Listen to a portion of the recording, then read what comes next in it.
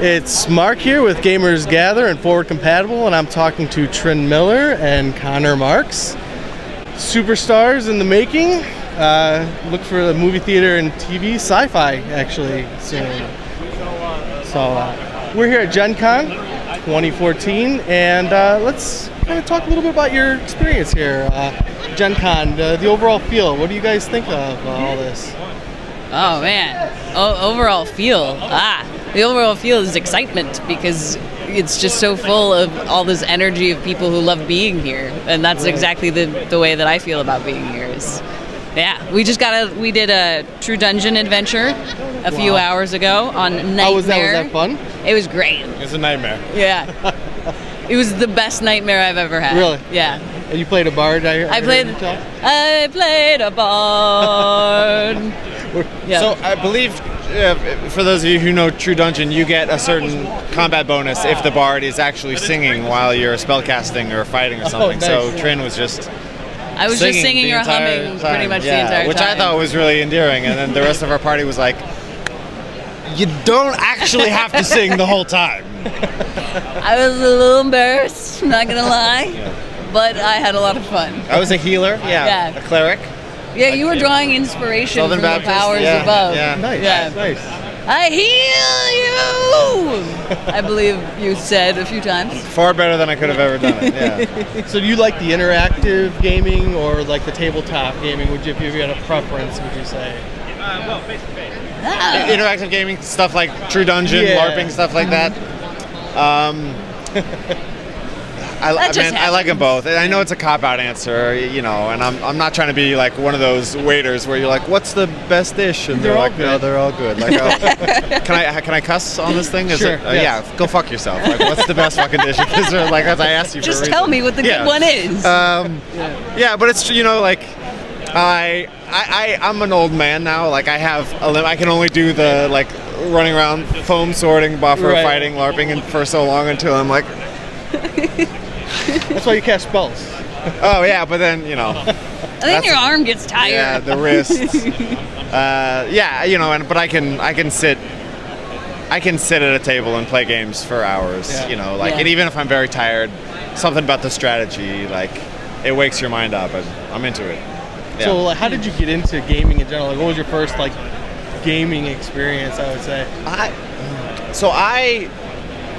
didn't know that gamers were an archetype, a thing. Like, I always wanted to play games with people, but I didn't know that I could just be like, hey, do you game? Do you like playing games? So I would come up with these circuitous ways of being like, I'd be interested in socially hanging out and maybe games could be games, you know, like something, and then you know, just partly through working with Zombie Orpheus and going to cons all the time, you know, I am introduced into this like thriving whole culture, a whole and now universe. Part of that is a very consistent common vocabulary where I can just be like, hey, what do you like to play? Yeah, right. And you know, like, I find out what you like, and you find out what I like, and in general, there's always something in common there, and you know, we can find the game that we really get jazzed about and play it. Yeah, it's to the point now where I meet people who are like, oh no, I don't really play games. And I'm like, what? Like, right. No, you misunderstood me. Yeah.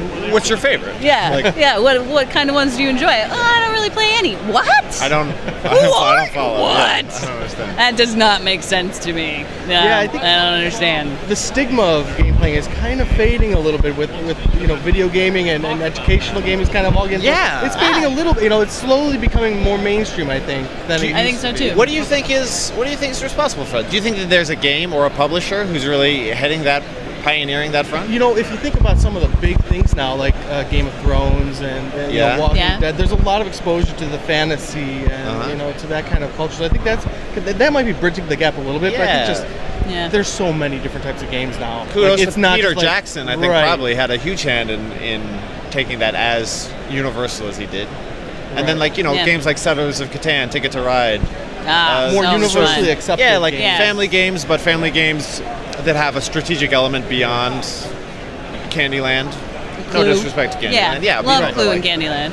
We just actually talked to I don't love Candyland. Cryptozoic, and they have a hockey card game I don't know if you've seen that. They have like a hockey card game. And it's a revelation. Like, wow, I know people that don't like card games but might like this game. Yeah. Right. You know, it's like fantasy card playing. You know, it's like, well, and I think that like this is kind of sappy to say, the common ground I think is like excitement, because like whatever, everyone's got something that gets their motor going. So and we're finding that there is that crossover. You know, people who had historically not played games, not known about this world, and let's say they're really into sports, like they understand that fire in the eyes, that like, oh yeah, like, I'm into what's and then actually I bonded with people over fantasy football, or trying to explain, no, I'm into this thing the way you're into fantasy football. Yeah, they're like little bridges everywhere. That makes sense. Yeah, and it suddenly makes more sense. They're very passionate about it. They have launch party and exactly really to comb through the strategies and the rosters, and it's a good analogy. You do have to be careful though, because particularly at a place like Gen Con, you're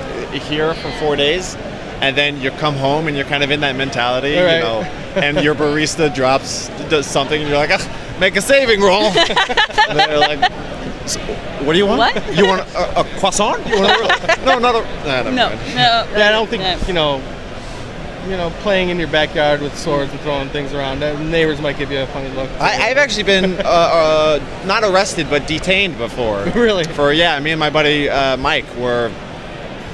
This is pretty dorky even for Gen Con. We were playing Redwall when we were younger. We were like going around his neighborhood with little weapons, and like he was Martin the Warrior and I was Matameo or something. And then that was one of my favorite characters.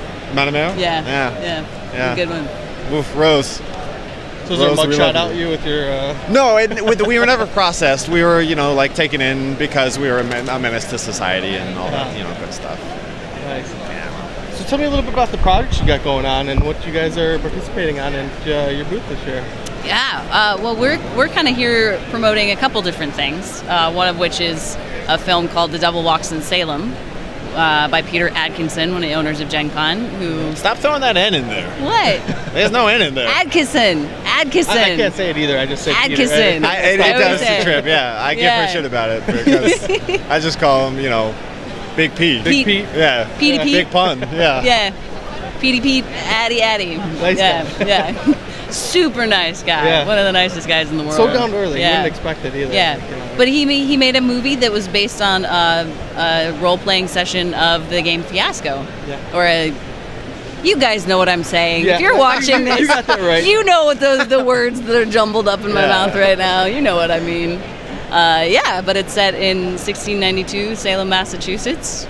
Nice job on the date there. Yeah, I would never. I'd probably been like, 18, 19, 1910, 20, before World War I, but not too far.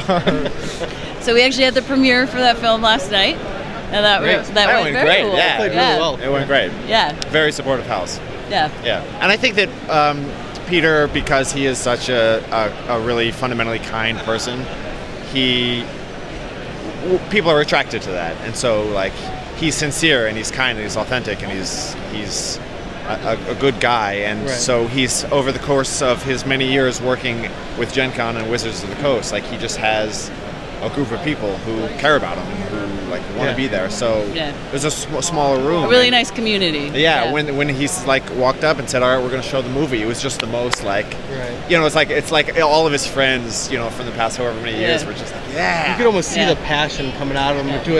Even after he's done with it, you could see how passionate he was about that. So it's called Devil Walks in Salem, and then we're also here to talk about Zombie Orpheus stuff, which they're doing some awesome things this year. They're premiering a film called Dark Dungeons, which is based on the Chick Tract.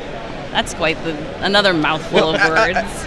Equally, the people who are watching this like have an idea of cons and know they're like, oh, they probably haven't gone to bed in the last 72 hours. They probably have like 3 hours of sleep right now. Yeah. Well, if you think that, it's not true. We had like 2.5 tops, okay? So I don't know what kind of luxury boat cons you go to, but get with it, all right? Clock's ticking. You got stuff to do. Sleep, come on. So where can they find out more about the zombie So Zombie Orpheus Entertainment, Facebook is a great place to find out more information about that. There's also darkdungeonsthemovie.net.com. One of those. Dark Dungeons the movie. Yeah. You'll be able to find out more about it. Use the internet. Yeah. You know how to use the internet. But I don't know why I'm being so mean to this audience who's taking time out to watch. Thank you for watching. Yeah. Well, thank you very much. Thanks so much for having us. Take care, guys. If you want to chat further, Thank you. we love engaging online with people, with fans of the community. Twitter is a great place. Yeah, I think. Trin Miller. What do you say? @ Trin Miller?